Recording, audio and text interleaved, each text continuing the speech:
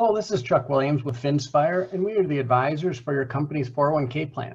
Today's webinar is titled Managing Your 401k Through Turbulent Times. As we all know, we are in unprecedented times which have left individuals and companies struggling to navigate through uncharted waters while being constantly bombarded by information and advice. The goal of today's discussion is to provide you an economic and market update, as well as give you helpful tools and discuss strategies for managing your 401k, as well as other financial assets and goals during these challenging times.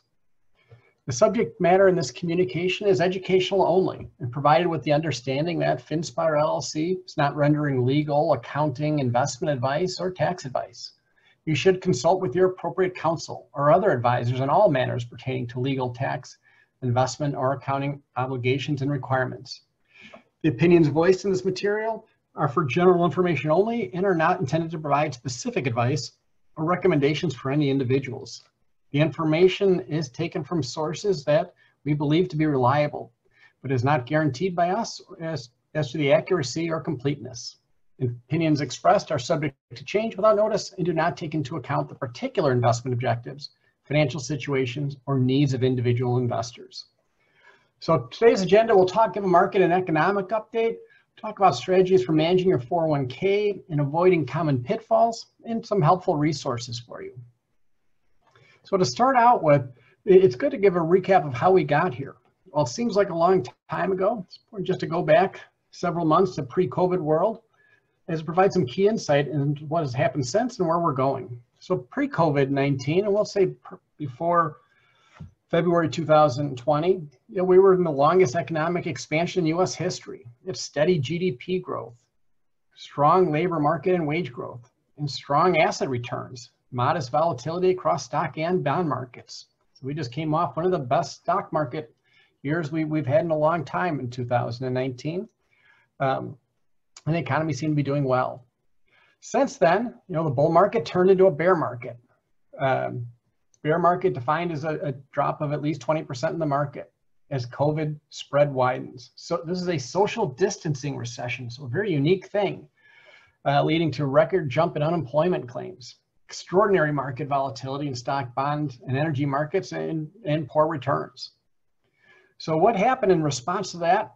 First, government started out 3 stimulus packages. The first one, the Coronavirus Preparedness Response and Supplemental Appropriations Act, which was in the beginning of March, with $8 billion towards vaccine development, medical supplies, state, local, and tribal health agencies, evacuation, emergency preparedness, and loans for small businesses.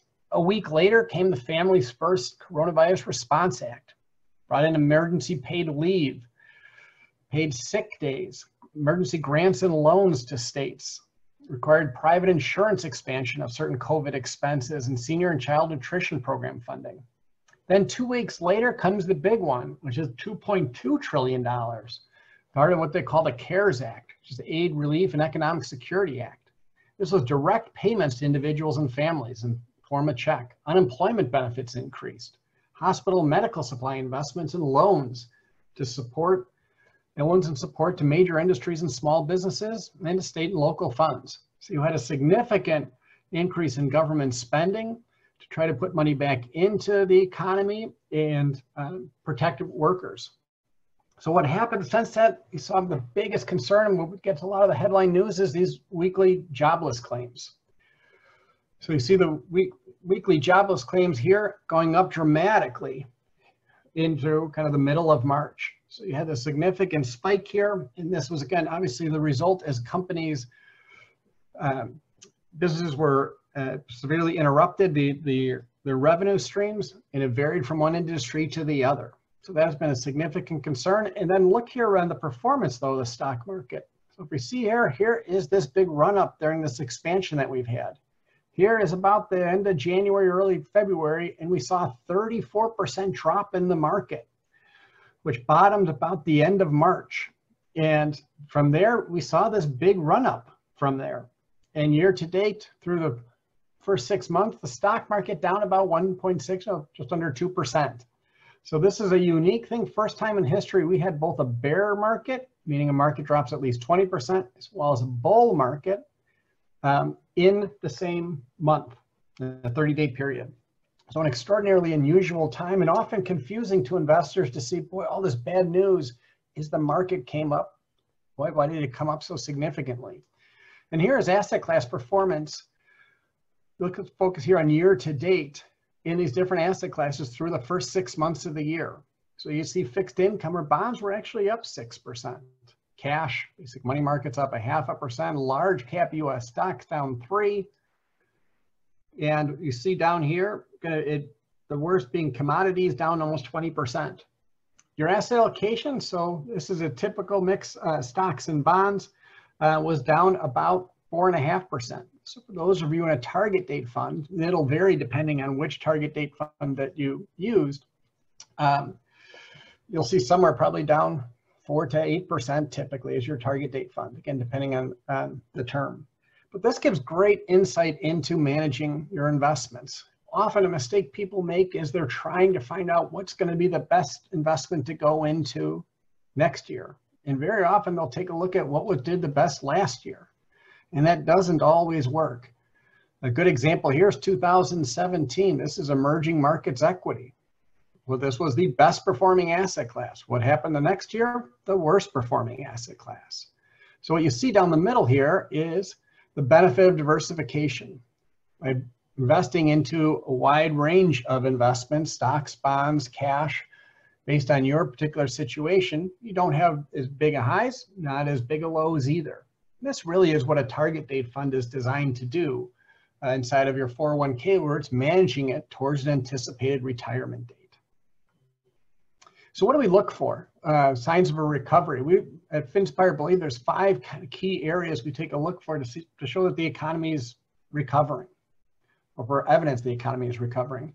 First, outbreak mitigation. So outbreak mitigation meaning the number of cases that we have of COVID throughout the country and throughout the world. Also looking at mortality rates as well. And so that sign, kind of a mixed bag. We had some improvement shortly after much of the country went to work from home. And now we've seen a recent spike in the last few weeks in different parts of the country. So kind of a thumbs up, thumbs down. Oil price stability, we look at oil prices dropped dramatically. You may be aware of where they went from almost $50 a barrel down to, believe it or not, almost $10 below zero, and now have propped back up. So we've seen some improvement there. Fiscal and monetary support, government has been certainly pouring money in, as I mentioned, on the stimulus package, as there's a high likelihood of another stimulus package coming in August, which is being debated in Washington now. Credit markets have been good and bad through this first 6 months. And well, they've seen some signs of improving credit market stability, and some of that through help from the Federal Reserve. Still some volatility there. And the fundamentals, there's some positive fundamentals, but some really concerns out there as well. And a challenge right now is to figure out how long this is going to happen, how long this prolonged instance of the COVID not being completely under control. How long will that happen? How long till a vaccine comes out? And that is kind of the wild card from a fundamental standpoint. So still really not a lot of clarity there. So during these really challenging times, what should you be doing on your 401k plan? So a couple key questions when you're looking at your 401k is, when are you going to begin taking your distributions? What's your investment time frame? How are you going to take the distributions? This is often overlooked. I'll talk to individuals. Sometimes they'll say, okay, I'm going to be retiring in, let's say, 2030, and say, okay, then how are you going to take those distributions out? And they don't necessarily think about that. So as you're getting closer to retirement, think, okay, how much am I going to be needing out of this retirement plan? It has a big impact how you're going to invest. And then what is your comfort zone? Really important to discuss this difference between volatility and risk, as often there's some confusion on these and people assume these are the same thing. So volatility, that means how rapidly the price of an investment may change. So we have had a lot of volatility where markets are going up and down very quickly. As I mentioned earlier, saw that the first time ever we saw a 20% drop and a 20% gain within a 30-day period in the market. That is about as volatile as it's been. Risk is different though. Risk is the probability that an investment will result in permanent loss of capital. And I often will talk to people and counsel them saying, look at it today. It doesn't necessarily matter that much what it was at the beginning of the year, as we all tend to get caught up in that. There's nothing you can do about that. So what it was at the beginning of the year, it is where it is today. And what is the risk that I'm going to have a permanent loss of capital? Meaning by the time I sell it, it's going to be worse than less than it is today. So risk really is a different way of looking at volatility. Is how fast it's going up and down. Risk is the time I sell it, will it be worth more or less? And that really speaks to the time horizon. So if I'm talking to somebody who said, I'm retiring this October, well, the risk is fairly high that if you're invested all into stocks and you're going to sell them when you retire in October, and that's a key thing, not just that you're going to retire, but you're planning to sell them and take that money out and live off of it, it's pretty high risk there. But if you think, I might be retiring in October, but I'm not going to be using a lot of this money until many years down the road, or I'm only in my 50s, 60s, 40s, 30s, whatever it is, I have a long time. Well, the volatility might be high, but it doesn't mean the risk is necessarily high. And the risk is, what is that probability from now to when I sell it that it's going to be worth more or less? So often people say, boy, I'd like to go back to the days where there's not any volatility. And here's an example of where we didn't have volatility. This is the New York Stock Exchange during the 1970s. Volatility, not very much. Just went up and down, sort of stayed the same. And for a 10-year period, here's where it started. January 1st, 1970, till December 31st, 1979, ended right where it was. So in order to have actually returns, you need some volatility, which makes the markets go up over time. The key is also from a 401k investment standpoint. One of the big benefits on 401k is it's built on this promise, or this, I shouldn't say promise, this strategy of I'm going to put small amounts of money over regular intervals of time and not panic when things go up and down. And that works really effective. And here's an example. Let's say you were investing into the stock market. You were new through your 401k and you were investing into it, let's say 10 years ago or so. And you start investing into it, and let's say the market's going up. Often people say, I'm confident, the money I'm making, this is great. Keeps going up, they could become euphoric. I should quit my job, do this full time. Look at all the money I'm making. Lo and behold, things start to go down a little bit. They become nervous. Oh, what happened? What's going on? Goes down some more. Well, there's no point in selling now. I've lost too much. They become defeated. There go my dreams of an early retirement. And lo and behold, things start to turn around. We've seen this many times. We go back 2007, 2008. Here is the top of 2007, about September 2007, where the market was at its peak. Things were going well. Here is March 2008, where the market finally bottomed out. We started to see some turnaround. So keep in mind, when you're investing in 401k plan, you're not asked, all right, should I put it all in right now or wait a little bit? You are investing with every paycheck. So sometimes you're buying it here and each of these dots. You're doing that over a long period of time. So this is just a hypothetical for illustrations only, not a prediction of future market conditions. But we've seen that this year. You saw a much more sharp, a big drop and then come back up. So you can see how it is challenging to determine when to invest. But the 401k, you're investing with every paycheck into it. So really, what type of investor are you? So there are different types of investors. Do you want to manage your own investments? Are you comfortable building your own portfolio? Or do you have the time to actively manage your investments? So the hands-off approach is you're not comfortable doing it yourself. That is what a target date fund is. So a target date fund, it manages it towards a specific retirement date. So it is a set it and forget it. There's hands-on, you want to do it yourself. There are a lot of resources and tools on your plan provider website. They can help you with that. And there's some guidance as well, where guidance is where you're using some tools, but maybe you're hiring an advisor to help you with that as well. So the hands-off, again, is the more the do-it-for-you approach. For people who said, I don't want to manage it myself, that is what a target date fund does. It uses different asset classes, manages it towards an anticipated retirement date. So as they get older and closer to retirement, it becomes more conservative. But you can do that, do it yourself, or use some of the tools. Key thing is also investing consistently, even in bad times. So a knee-jerk reaction when we go through a market like today is, oh boy, let's wait till things get better. I'm gonna wait a while.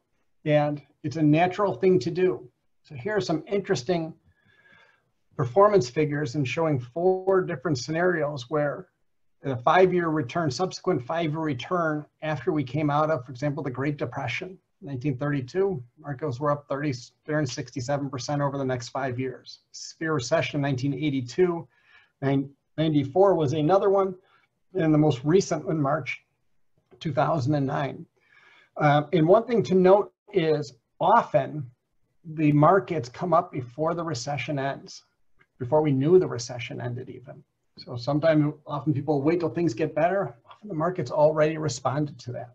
So since we don't know when that's going to end, again, not to ignore what's happening in the market, people have generally been the most successful or those who build a strategy that makes sense, they stick with it and they tweak it as they go along.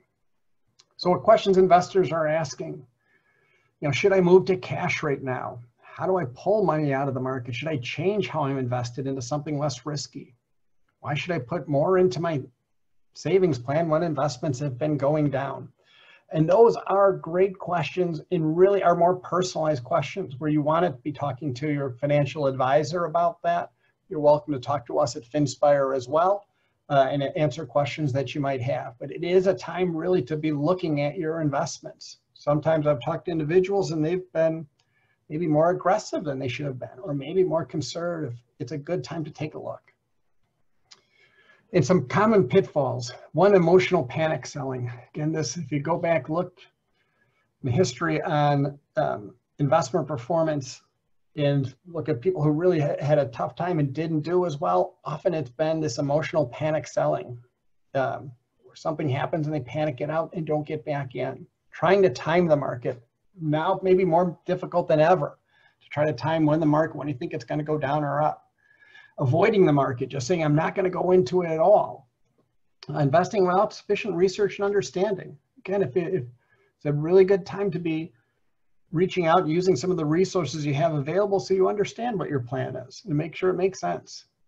Doing investing as a one-time task. It is not, I mentioned the target date funds is a set it and forget it. Which might not be the best way to describe that, but you do still want to be reviewing it regularly, your investment and your overall financial plan. Now, as you're approaching retirement, so up to this point, focusing more on individuals that are further away from retirement. But as you get closer to retirement, what should you be doing?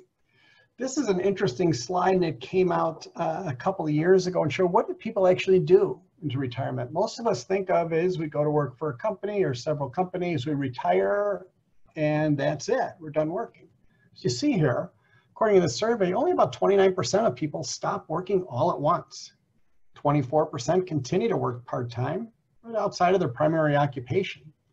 Another 21% are gradually reducing hours. So they're going from full-time to maybe 30 hours a week. 15% work part-time in the same occupation, general occupation. 8% cycle between periods of working and not working. 2% continue to work full-time in a total different occupation. So thinking about as you're getting closer to retirement is, am I truly going to just stop working at once? Or how am I going to be transitioning into retirement? And then once you do that, putting together an analysis of where are you going to be drawing money down from? How are you going to replace that paycheck? And we talk about from an investment strategy is building this bucket strategy. And you may have seen something like this before. And the idea here is take the investments that you have and put them into different buckets for when are you going to use them. So let's say for an example, this person has $500,000 saved up for retirement.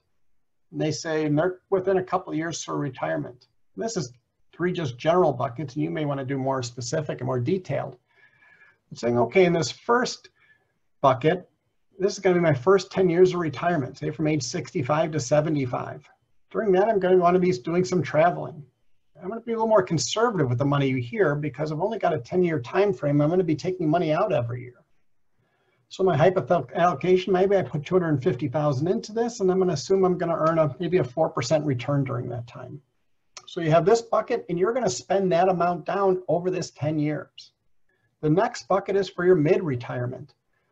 Let's say this is going to be from year 75 to 95. So this, I'm going to be doing some travel and more healthcare. I'm going to be a little bit more aggressive. I'll put $150,000 into this. I'll put this into it today, and I'm going to turn this spigot on, let's say, in 10 years. And this is going to be going through the majority of my life expectancy. Then I'll put something towards the end, because again, a lot of people are living beyond 95. Or I want to put something on the side that I'm going to use this just in case some need comes up, unexpected need. So you can put a third bucket, and this is going to be your long-term account, or this might be your, again, as if I live longer, as well as for perhaps as my estate. And you invest that, maybe a little moderate or maybe even more aggressive. So the idea here is as you're getting closer to retirement, most of us tend to think of, okay, I've got X amount of dollars in my retirement account. The market takes a 20% drop. Maybe I can't retire. But if you break it up into these buckets, and as you're getting closer to retirement, you're starting to fund this first bucket. And basically you're decreasing the risk on this and saying, all right, how much am I going to need? I'll put this on the side. So if the market takes a big drop, this is invested conservatively anyway. So it shouldn't alter your plans. So it's a good strategy to talk to your advisors about. Again, if you have questions, we can help you as well. Here at Finspire, questions on how to set this type of strategy up. This is one example when we think is a very useful one. So what you can do now. One, keep a long-term perspective. Downturns are normal. They're typically short. Hard to tell with this particular one, but keeping that long-term perspective, update your plan. It's a great time to review, fine-tune your goals and objectives, stabilize your finances and manage risk. So prepare for potential future uncertainty and mitigate your risk. This is a really good time. I've talked to a lot of individuals from this work from home. They've noticed is it's a very challenging time. Often their expenses went down. They're not spending nearly as much on gas and tolls and things like that. The savings rate of Americans has actually increased pretty significantly in the last couple of months because of that. So it's a great time paying down credit card debt and adjusting your finances. Position for eventual recovery. Again, we all hope and assume that eventually we're going to recover from this, and to be prepared to do that. And then outsourced professionals. Financial functions that you do not excel at.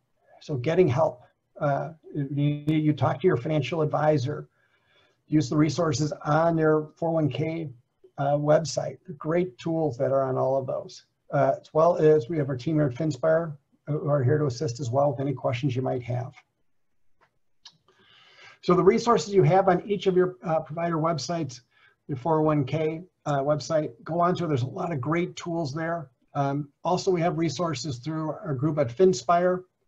If you see here, if you go to our webpage, finspireme.com, there's some personal financial planning and asset management tools. There's one in particular we've added on recently called a risk score. Helps you determine what allocation, what your general allocation should be. We have news and insights, additional services, find out your risk score as I mentioned, and you can reach out to contact us with any questions that you have. Okay, there's my information. Chuck Williams, the advisor, lead advisor for your plan. Jason Brooks, who wealth managers, also a certified financial planner, as well as a CPA or certified public accountant. You can also call into our participant services phone number. This is a digital voicemail box. Leave a message and we return the call within 24 hours, or you can email us directly. So I hope you enjoyed this presentation and got some good information out of this. Hope everybody has a good rest of the summer and into the fall. And again, reach out to us with any questions you might have. Thank you.